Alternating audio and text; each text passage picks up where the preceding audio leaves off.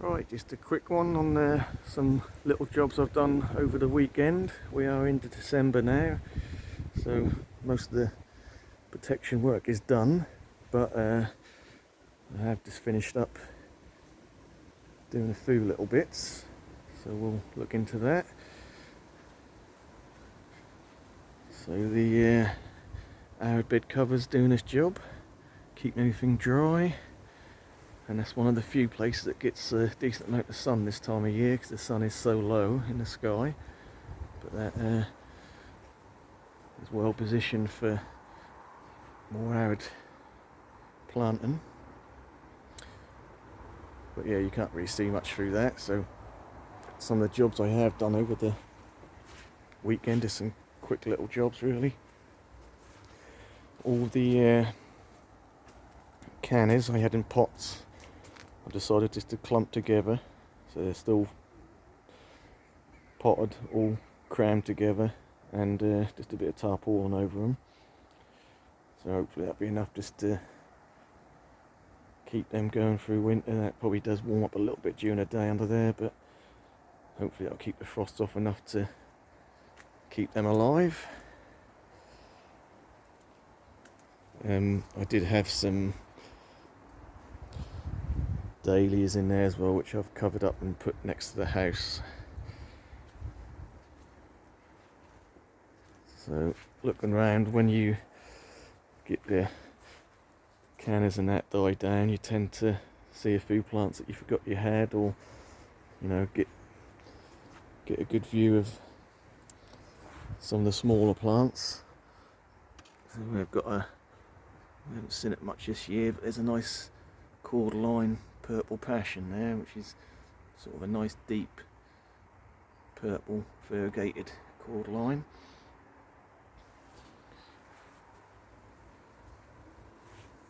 Like I say, we've done a lot of the cannas in the back garden now. They're all cut down and chopped the leaves off and mulched over, so they should be okay. I'm not gonna do anything with the Musa Baju. I've cut the leaves off. One's out the front, still looking okay, but I've cut the leaves off. One's in the back. I just left the centre leaf there. I won't wrap that unless I actually feel I need to. If I do, that'll just be a bit of bubble wrap. So, like I say, another little job I've done over the weekend is in this centre bed shelter, I put a lot of my little Trachycarpus fortunei stroke wagnerianus in there. They're all in small pots, but I'll just give them a little bit more protection underneath there. So I don't know if you can see that they've got my maximum and minimum temperature. And the saying the lowest we've had this week is 0.8, so nearly just under 1 degree. It's currently 7.3, and we've had highs.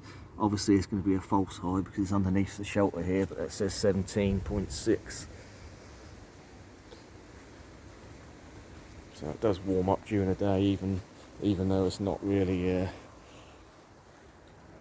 it's not weather tight. We've got airflow in there, but that's still, you get a sunny day and that will warm up.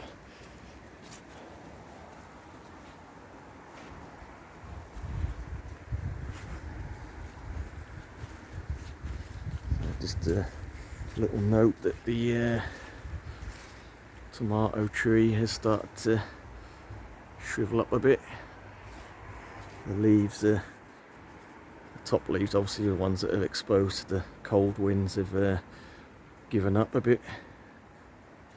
Still got some green on the lower leaves, but I'm guessing that'll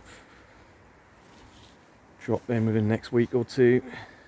Fruits never did ripen, just weren't warm enough.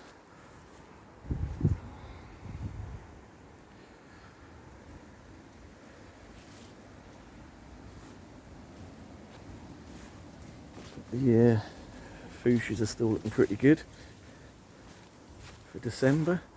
Still got flowers on them.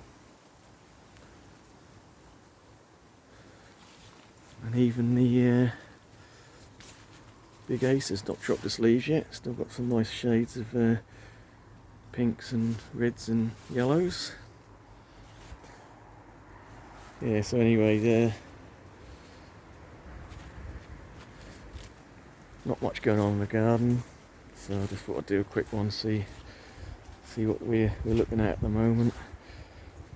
On a side note, we did get this rhododendron last week, the variegated one, so I've literally just put the pot underneath this shelter here just to stop the worst of the frosts, because it is in a pot. I may wrap the pot if I need to if it gets really cold. Tetrapanics, small one still looking okay. Obviously we've got one of the bigger leaves started to die off. The smaller ones aren't too bad at the moment, so we'll see how that one does. I'm actually looking at the bigger one, which has dropped a lot of leaves, or well, I did have to cut a lot of leaves off, but I don't know if that's gonna produce seed. It's probably too late in the year for that, but that's what the flowers look like at the moment, if you can call them that.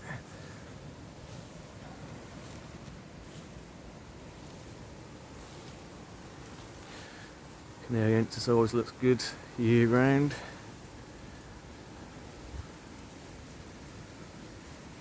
Pushed out a surprising amount of growth this year for how cool the summer's been. There's at least 4 or 5 fronds pushing out there, so that's looking good. Don't think we'll have any problem with that. Like I say, last year or last winter, totally unprotected, and it's one of the worst, longest winters we've had for a long time, and that's pulled through okay. One thing I might do is, now that the grapevine has dropped its leaves, I may just train that into the trellis on the back fence there and tie it in and cut a few bits back. Interestingly, underneath, looking through the back of the shelter of the centre bed here, we've still got some elephant ears looking fine. This is the burgundy stem colocasia, still looking okay. Canna's still looking good in there as well. And the Paragebaya is pushing out 3 spears at once. One's getting ready to open, but I don't know.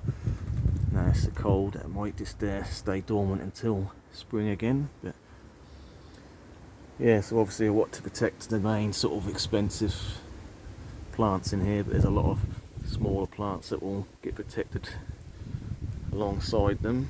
So we've got some cannas and that, but yeah, we've got these Xanthodecia lilies there, and obviously small Musabajiu.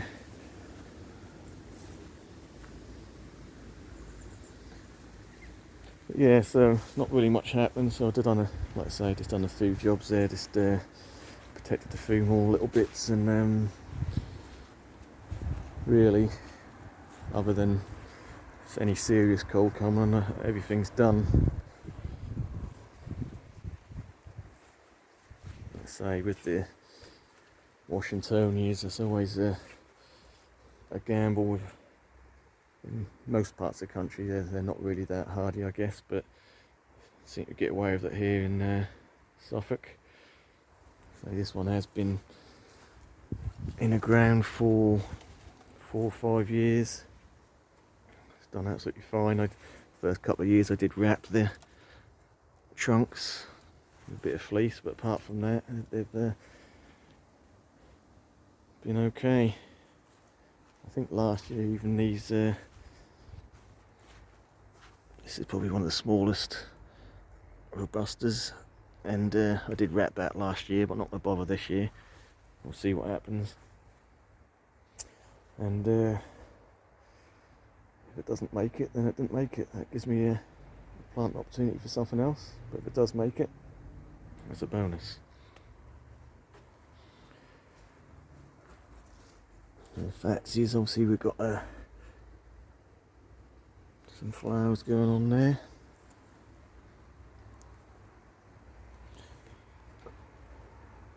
And they do set seed.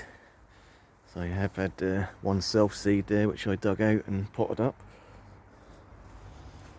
But interestingly, the fact is this side is sort of a bit of hit and miss. So we've got the spider's web, which got a few decent amount of flowers on there. The variegated, absolutely no flowers on that whatsoever. Standard Fatsia, no flowers on that. And we've got the camouflage Fatsia, that's full of flowers as well, so hopefully you'll get some seeds off that. Just pull the tag out. So that is the actual name of that Fatsia. I'll just call it the camouflage because it's easier. That's what it looks like to me. And tucked at the back here we have got a Fatsia polycarpa, which you can see there, and that doesn't have any flowers on it either. So yeah, certain species don't seem to. Again, we've got another variegated Fatsia there, and there's no flowers on that either. But anyway, we'll leave it at that. Don't want to bore you too much. That is what we're looking at the moment. Thanks for watching.